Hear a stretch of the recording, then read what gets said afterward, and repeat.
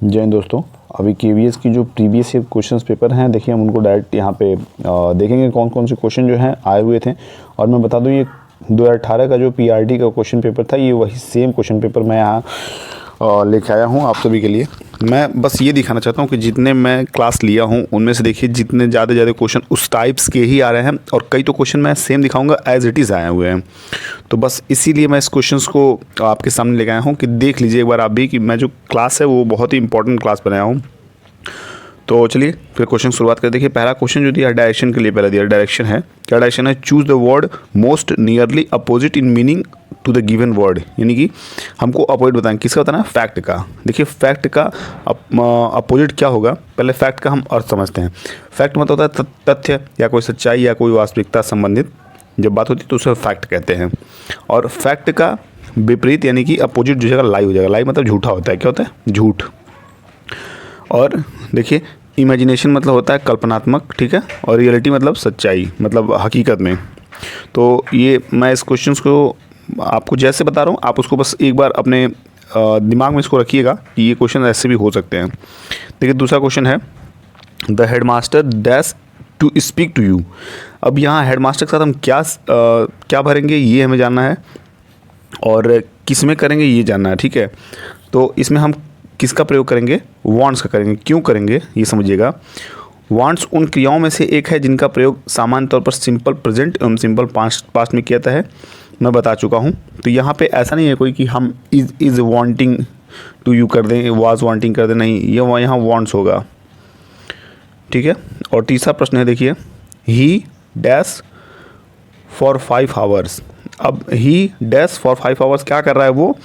वो कर रहा है कि वो सो रहा है। उसी बात को यह बताया जा रहा है कितने घंटे से? 5 घंटे से। तो ये किस में हो जाएगा? He has been sleeping. देखिए कभी भी जब टाइम बताया जाता है तो वो होता है किस में है? परफेक्ट कंटिन्यूस में होता है। और हैज़ बीन अगर हम यूज़ करें तो हर हाल में हमें जानना चाहिए कि वो प्रेजेंट परफेक्ट कंटिन्यूस का वो टेंस है। तो यहाँ पे ये सेटल हो जाएगा, ठीक है। चलिए चौथा क्वेश्चन देखते हैं। चौथा क्वेश्चन हमारा दिया हुआ है, क्या दिया है इसको देखते हैं। आई सेल, ठीक है। देखिए I shall have much pleasure in accepting your kind invitation to dinner.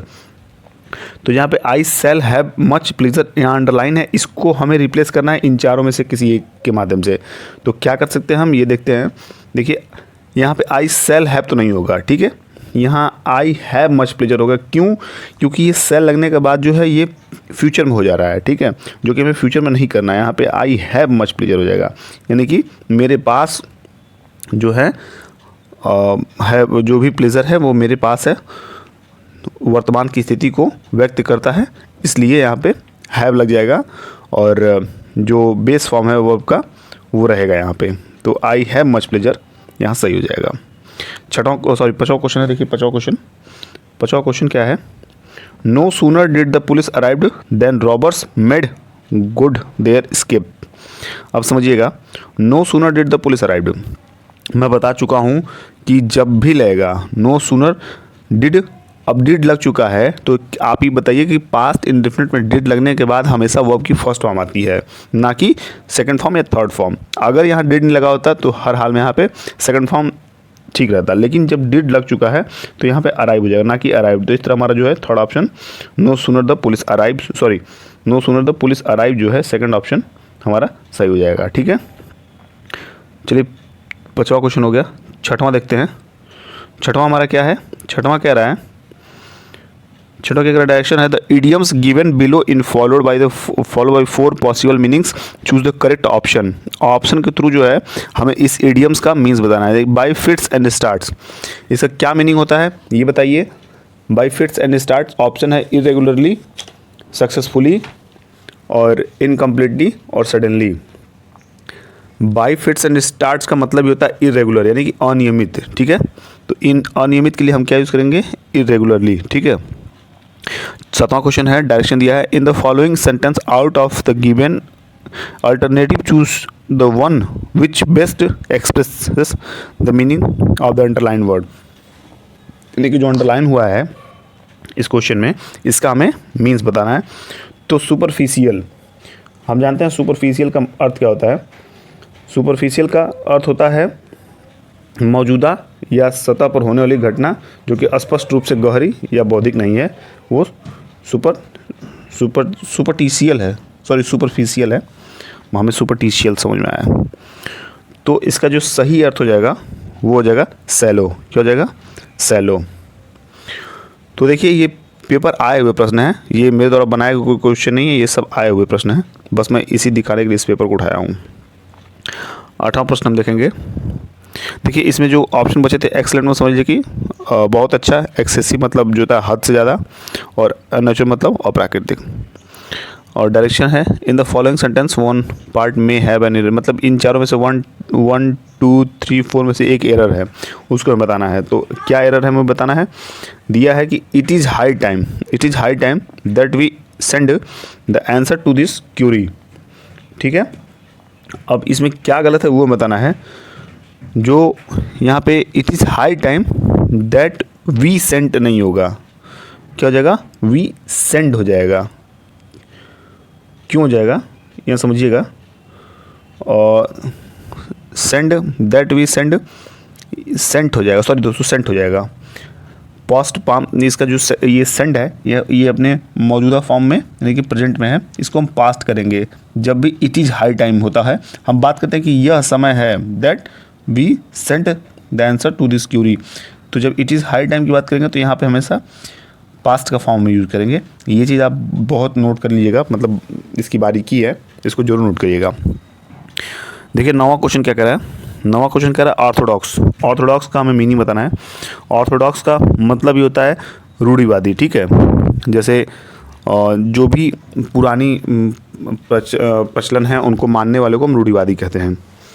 तो ऑर्थोडॉक्स का क्या हो जाएगा? अब इस ऑप्शन से जो मैंने आपको एक्सप्लेनेशन दिया इससे आप जरूर बता लेंगे। One who flaunts establish opinion, या one who has no opinion of one's own, या one who holds establish opinion, या one who is self opinion. नहीं, one who holds established opinions. ठीक है, तो इस तरह तीसरा ऑप्शन जो है ऑर्थोडॉक्स का सही हो जाएगा। और देखिए 10वां क्वेश्चन है एक्सप्लिसिट। एक्सप्लिसिट का अर्थ होता है अस्पष्टता। ठीक है, अस्पष्टता यानी कि जो चीज़ स्पष्ट ना हो वो एक्सप्लिसिट हम कहते हैं उसको। तो इसमें ऑप्शन देखिए, drawing out of a secret from somebody, पहला ऑप्शन है। दूसरा है comparison that is out of place. तीसरा statement that is absolutely clear. चौथा ट्रेड प्रोहिबिटेड बाय लॉ। तो इसका क्या ऑप्शन हो जाएगा? इसका ऑप्शन हो जाएगा सी वाला, यानी कि थर्ड वाला, statement that is absolutely clear. ठीक है, statement that is absolutely clear is the correct answer of explicit. ठीक है, तो अपना हम अगला क्वेश्चन देखते हैं। हमारा अगला क्वेश्चन जो है वो नेक्स्ट पेज पे है। नेक्स्ट पेज पे हम आते हैं। देखिए नेक्स्ट पेज जो है जनरल हिंदी की आ गई। क्या आ गई? जनरल हिंदी की आ गई। और मैं बता दूं कि जनरल हिंदी में जितने क्वेश्चन मैं कराया हूं वो आपको यहाँ बहुत ज़्यादा देखने को मिलेंगे। जैसे देखिए, निम्नलिखित विकल्पों में से सही वर्तनी वाले शब्द का चुनाव कीजिए। तो मैं उज्ज्वल बता चुका हूँ। उज्ज्वल मैंने बताया है कि जहाँ 2 बार आधा था जो हो वही है हमारा उज्ज्वल सही होगा। तो देखिए यानी कि यहाँ पे पूरा स्पष्ट नहीं दिख रहा है, लेकिन ए वाले ऑप्शन में जो है 2 बार आधा आधा जो है, इसलिए ये सही हो जाएगा। अब जल्दी चलो, इसमें कौन सा विशेषण है ये बताइए। देखिए चलने की तो बात हो रही है, लेकिन हमें जल्दी कहा गया है, जल्दी चलने के लिए। तो जल्दी शब्द जो है वो विशेषण तौर पर कार्य कर रहा है, तो इस तरह क्या हो जाएगा? ये क्रिया विशेषण हो जाएगा। अब देखिए 13वां नंबर प्रश्न है, इनमें से कौन सा शब्द पर्वत का पर्याय नहीं है। देखिए मैं पर्वत का पर्याय भी करा चुका हूँ, कम्युनिटी पोस्ट में मैंने इसको किया था। अगर जो लोग देखे होंगे तो हर हाल में वो सही देखे होंगे वहाँ पे। तो इनमें से जो भूधर है वो भी इसका पर्यायवाची है, नग भी है और शैल भी है। ये नभ जो है ये आकाश का है। किसका है? आकाश का। इसलिए यही सही आंसर हो जाएगा इसका, ये पर्याय नहीं है इसका। देखिए सुख चैन भी मैं पूछ चुका हूँ आपसे, एक क्लास मुझे याद है। सुख चैन में कौन सा समास है? तो यहाँ कौन समास हो जाएगा? यहाँ पे द्वंद्व समास हो जाएगा। ठीक है, और छाती पर सांप लौटना, ये भी देखिए सेम क्वेश्चन है जो मैंने क्वेश्चंस कराए हैं कम्युनिटी में, ये सारे सेम क्वेश्चन ही देखे जा रहे हैं। तो इसलिए आप एकदम निश्चिंत हो जाइए, जितने मैंने क्लास आपको लिए हैं उसमें से क्वेश्चन अश्योर हैं कि हम उसमें 3-4 क्वेश्चन अगर हिंदी के भी फंस जाए तो बहुत अच्छा है। तो छाती पर सांप लौटना क्या हो जाएगा? ईर्ष्या करना हो जाएगा। क्या हो जाएगा? ईर्ष्या करना। और इसमें जो है हम 16 नंबर क्वेश्चन देखेंगे। 16 नंबर हमारा क्वेश्चन क्या है, परिक्रमा शब्द में उपसर्ग है, परिक्रमा शब्द में उपसर्ग कौन सा है, तो क्या हो जाएगा, परि हो जाएगा। मैंने बताया है कि जो स्टार्टिंग में जो शब्द जोड़ा जाए उसे उपसर्ग और जो लास्ट में जोड़ा जाए वो प्रत्यय है, तो यहाँ परि उपसर्ग हो जाएगा। 17वां, निम्नलिखित में से अशुद्ध वाक्य कौन सा है, तो अशुद्ध वाक्य हम जब तक प्रोनाउंसिएशन यानी कि सेंटेंस को अच्छे से पढ़ना नहीं जानेंगे, अच्छे से सेट करना नहीं जानेंगे, तब तक हम अशुद्ध और शुद्ध छांट नहीं पाएंगे। तो इस बार फसल अच्छी होगी, जी बिल्कुल सही है। बैठक का समय 4:10 होगा, ये भी सही है। जब वर्षा होगी तब देखा जाएगा, बिल्कुल सही है। हम सब जा रहे हैं आप भी चलोगे, ये गलत है। हम सब जा रहे हैं आप भी चलेंगे, ठीक है। और 18वां नंबर प्रश्न है, 18 नंबर का 18 नंबर देखेंगे प्रश्न, सिंह वन में रहता है, रेखांकित में कारक हमें बताना है। तो हम बताए हैं कि अधिकरण में, आप सभी लोग जानते हैं अधिकरण में पर, यानी कि जिसमें में और पर का यूज हो वो अधिकरण में जाता है। किस में आता है, अधिकरण में, तो इस तरह अधिकरण हो जाएगा। देखिए विद्वान का स्त्रीलिंग मैं बता चुका हूँ, विदुषी, तो विद्वान का विदुषी क्या हो जाएगा, विदुषी। 20वां प्रश्न है, शाखा का बहुवचन क्या हो जाएगा, तो शाखा का बहुवचन हो जाएगा शाखाएं। ये सभी क्वेश्चन मैं करा दिया हूँ, इसलिए बहुत ही अच्छी बात है कि आप सभी लोग ये देखते हुए कर लेंगे, क्योंकि मैंने इन सबको कराया। देखिए थर्ड पार्ट पे आते हैं। थर्ड पार्ट जो हमारा है ये जीएस जो उस 2018 में आया था, हम उसको देखेंगे, ठीक है। तो देखते हैं, जीएस में हमारा पहला क्वेश्चन था, माल और सेवा कर यानी कि जीएसटी भारत में कब प्रारंभ किया गया था, ये हमें बताना है। तो इसको प्रारंभ कब हुआ था, जुलाई 2017 में। कब हुआ था, जुलाई 2017 में। तो इसलिए एकदम अश्योर हो जाइए कि जुलाई 2017। अगर ऐसे क्वेश्चन आते हैं तो हर हाल में इसको टिक करना है। दिल्ली की सुरक्षा प्राचीर, ठीक है, में निम्न में से कौन सा इब्न बतूता के द्वारा सबसे उत्तम दरवाजा बताया गया, ठीक है। तो किसको बताया गया, ये बदायूं दरवाजा को। किसको, बदायूं दरवाजा को। 23 नंबर प्रश्न है, भारत में वह कौन सा राज्य है जिसने सर्वप्रथम राज्य के सभी घरों की छतों पर वर्षा जल संचयन की संरचना का निर्माण अनिवार्य कर दिया। तो कौन सा राज्य है, ये उस समय के हिसाब से पूछा गया था, उस समय का ये करंट अफेयर था। तो इसमें तमिलनाडु हो जाएगा, क्या हो जाएगा, तमिलनाडु। तमिलनाडु ने सभी घरों के ऊपर छत पे वर्षा जल संचयन का निर्माण अनिवार्य कराया था। और 24 है, चिपको आंदोलन क्या है, चिपको आंदोलन का संबंध किस राज्य से है, तो ये आप सभी बताइए। चिपको आंदोलन का संबंध जो है, ये चिपको आंदोलन उत्तराखंड से है। किससे है, उत्तराखंड से। क्यों है, वन संरक्षण करना जो है वो उत्तराखंड में ज़्यादा है, इसलिए उत्तराखंड यहाँ पे सही हो जाएगा। देखिए 25 नंबर क्वेश्चन जो है, बांग्लादेश के ग्रामीण बैंक का संस्थापक कौन है। जो बांग्लादेश है उसमें जो ग्रामीण बैंक है उसके संस्थापक कौन थे, ये बताना है। तो इसका सही ऑप्शन हो जाएगा मोहम्मद यूनुस। किसका हो जाएगा, मोहम्मद यूनुस। अब हम देखेंगे अगला क्वेश्चन जो जीएस से रिलेटेड है।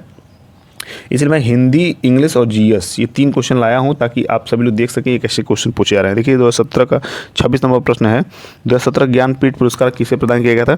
तो हर हाल में आप लोग ज्ञानपीठ पुरस्कार पढ़ के जाएंगे, क्योंकि ज्ञानपीठ से हर हाल में क्वेश्चन बनेगा। करंट अफेयर का क्लास जो है वो आप देख लीजिएगा और ज्ञानपीठ पुरस्कार जरूर पढ़ लीजिएगा। तो इस समय कृष्णा सोबती को जो है दिया गया था, इसलिए कृष्णा सोबती सही हो जाएगा। निम्नलिखित में कौन सी नदी चीन, भारत और बांग्लादेश से होकर बहती है, ये बताना है। तो मुझे उम्मीद है कि सभी लोग इसको बता पाएंगे, क्योंकि ब्रह्मपुत्र अकेली एक नदी है जो चीन और भारत और बांग्लादेश से होकर गुजरती है। 28 नंबर प्रश्न है, निम्नलिखित में से कौन सा अवक्षेपण या वर्षण का रूप नहीं है। तो जब वर्षा का हम रूप पढ़े रहेंगे तब बता पाएंगे। फिलहाल हम ये जानते हैं, जितने लोग नहीं जान रहे उनके लिए मैं सलाह दे रहा हूँ कि इनमें से अगर जो नहीं है और जो बच रहा है वो वर्षा का रूप हो जाएगा। तो ज़रूर इसको दिमाग में आप इसको नोट कर लीजिएगा। तो निरपेक्ष आर्द्रता जो है वो वर्षण का रूप नहीं है। निरपेक्ष आर्द्रता ये हिमवृष्टि और जो कर्कापात है और वृष्टि, ये तीनों जो है वर्षा का रूप है। अब देखिए 29 नंबर प्रश्न है।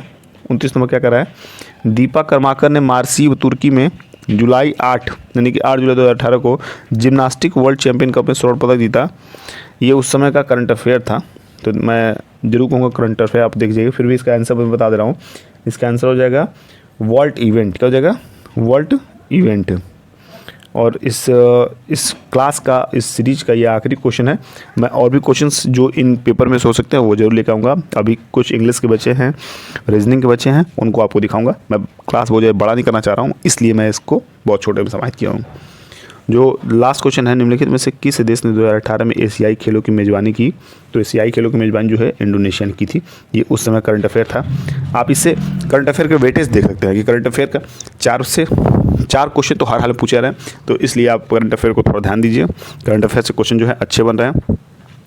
तो चलिए, मुझे उम्मीद है कि आपको क्लास अच्छा लगा, क्योंकि मैं बहुत ही मेहनत करके इस क्लास को एनालिसिस किया हूँ और फिर आपको समझाया हूँ। क्लास अच्छा लगे तो जरूर लाइक करिए, चैनल को सब्सक्राइब करिए, ज़्यादा शेयर करिए इस क्लास को। और अपनी पढ़ाई जो है सबसे महत्वपूर्ण चीज़ है। 21 से एग्ज़ाम शुरू है, इसलिए सभी लोग पूरे मन से लगे रहिए, क्योंकि बहुत ज़्यादा टाइम मिलेगा नहीं। 21 से 28 के बीच में पेपर समाप्त हो जाएगा। महज 8 दिन का हमें टाइम मिला है। 8 दिन में पूरी की पूरी KVS PRT की पेपर जो है हो जाएगी। तो चलिए फिर अगली क्लास में मिलते हैं। तब तक के लिए बाय बाय, टेक केयर।